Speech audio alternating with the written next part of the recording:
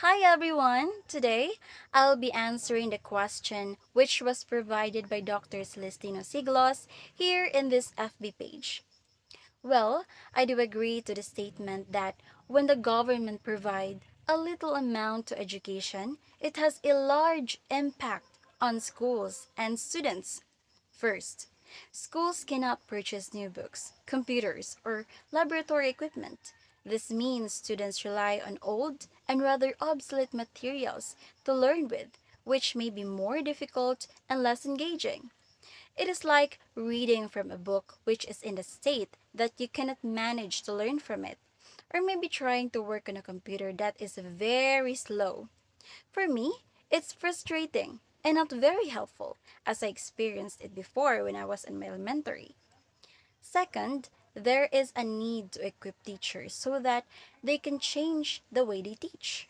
The money to fund the training programs is reduced, and this means that the teachers perhaps are not so effective in assisting the students in the process of learning.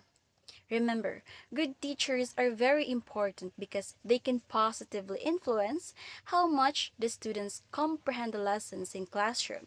Am I right?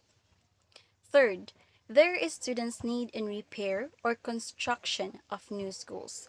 A small budget implies that many teachers are hired to teach in crowded classrooms and facilities may be wanting or very basic, and this affects students' concentration and their ability to learn. Consider the possibility of learning in a room that is too hot or too noisy, cold, or that lacks sufficient number of desks. I wouldn't say it is an ideal learning atmosphere. Hmm? Fourth, schools require funds for new programs such as computer classes or vocational training. With the funds being scarce, such programs cannot commence, and students lose out on critical skills for the future. As it can be seen in today's job market, understanding how it works or even possessing some skills in it are very vital when it comes to the selection of the right jobs. Now, considering the controversial budget allocations, especially to the Office of the Vice President or OVP under Vice President Inday Sara Duterte, it leads to more questions about this government's priority. Some of the people believe that since the government is giving more money to the OVP, which is considered a political move, it's doing it at the expense of essential areas such as education. This can create in the public the impression that the government does not give enough attention to what is essential in the development of the country.